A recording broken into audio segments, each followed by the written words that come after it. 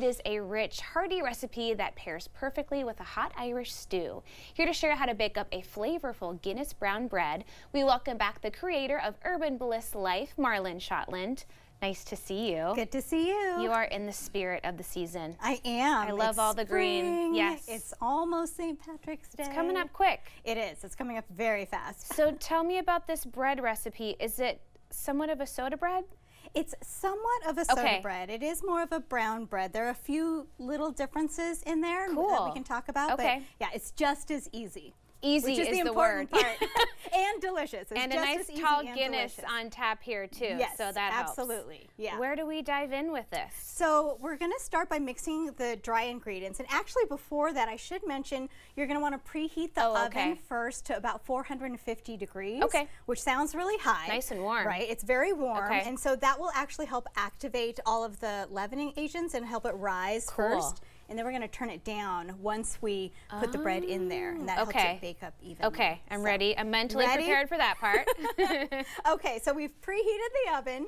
We're going to start with the dry ingredients, and so we've got quite a bit of whole wheat flour, and that's really what helps give it that nice, rich, dense texture. Okay. But we don't want it too dense, right? Right. So we're going to add just a little bit, just about a quarter cup of all-purpose flour. Oh, okay. So that evens everything out a little bit. Yeah. And we're going to add some oats.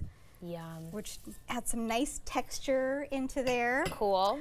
This is dark brown sugar. Yummy. So you could use light brown sugar, but the dark brown sugar has that extra molasses, and it's going to give it that nice deep flavor that we love. That sounds pretty good. I'm going to get it out of there. There we go. All right. And that's then, a nice good helping of that brown sugar too. Oh, yes. Yes, just a little bit. That's just a nice little scoop. Bit, okay. Yeah. And again, it's going to give it that color too. So we've got salt here because, again, that brown sugar, so we're evening that sweetness out. We've got a lot of baking soda, so more baking soda than you would probably normally use in other baked goods. Okay. Again, it helps it rise, and we're going to even it out by adding some baking powder as well. So we use both in this recipe. Interesting. Yeah. So the baking soda is going to help it rise. The baking powder is going to help kind of even it out a little bit. Okay. It's kind of like making cookies, right? When you use both of them together. Exactly. Exactly. You use only baking soda. It's kind of like that dome shape, which sometimes you want. Sure. Sometimes you don't. All right. So we've got that all mixed together, and over here, if you wouldn't mind, I'm going to have you put the wet ingredients in this large bowl here. All right. So you can start with any of them. This is the buttermilk. Yes. Yum. Yes. Nice. The good stuff. Creamy. Okay. And then we're going to slowly pour in the beer. Okay. Okay. And this one, you're going to use about a 12-ounce. This is a 14-ounce, so we just used a little bit of it, not like the whole thing. A couple of sips left over for yourself. Yeah, exactly. Yeah. Now, what if you don't have buttermilk on hand? Are there other things you can use? Great question, and yes. So we usually don't have buttermilk on hand because you use like a little bit, right, for little baking projects. So we always just use any milk. It can be regular milk. It can be even non-dairy milk. And you squeeze a little bit of lemon on top. Oh, right. You let it sit there for about 5 minutes. Okay. And then it has that acidic quality that buttermilk does in baked goods. That's so easy. Okay, so we can do that. Super easy. Yep. Now, what do we have here? Some unsalted butter that's been melted and cooled down. Yum. Yum, yum, and yum. while you pour in the vanilla, okay, I'm gonna just mix this up. And you can use, I use about a teaspoon of vanilla, but you can go up to 2 teaspoons to give it even more of that nice aroma. Yummy. All right, so I kind of love how the frothiness that beer adds, right? It's mesmerizing. It's almost like we're making a milkshake or something. Exactly. I'm so excited. Okay, so I am going to have you, if you don't mind. Oh, actually, no, I'm going to do it. Okay. You're like, no. So scared. Okay. I'm going to do this. If you don't mind mixing it there we go. I add it in. There we go. There's our teamwork. Of service. So you're going to put the dry ingredients, mix them in to the wet ingredients. How much mixing are we doing here? So we're going to mix it just until everything is incorporated, until you don't see any more dry ingredients. Okay. If you go past that, you have the possibility of like overactivating the gluten, and then it could turn out gummy, tough. If you have baked goods that do turn out that way, Usually the culprit is overmixing. Okay. So relax. Just don't overthink it. Yep. Okay. Yep.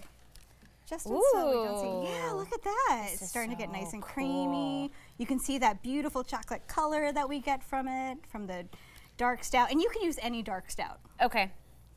Yeah, but to be in the true spirit, a Guinness is a good way to go. Well, yeah. Ooh, this is looking so yummy. Okay. Oh, that's great. What do you think? That's perfect. Okay. Okay, so now. Now what? Now what? Now we're going to pour this ever so gracefully. Oh, I was going to say, you're so brave. You just went for it. That was perfect. Right into here. Okay. So a baking pan lined with parchment paper. Yeah. You're going to just even it out a little bit. Just make sure you get all the edges there. And then you're going to put it into that oven, but it was at 450, so now you're going to turn it to 400. Okay. So that helps even it out, but it is warm. And then, wait, let's do this. We'll do the TV magic. Yay. TV magic. Oh, that looks Thanks to TV magic. So pretty. Yeah. Look at that. Isn't that such a beautiful color, too? That's gorgeous. Okay, so we are going to put this on here. Okay. Look at you. Yay! Came out perfectly. It is. You know what I realized we don't have? Uh-oh. A knife? A knife. Let's see if any of these are... Well, let's try one of these. We can use that. Let's That's see. a serrated, any serrated knife will do. Okay. I'm going in for a nice, generous slice here. Oh, that looks so pretty. Isn't that so nice?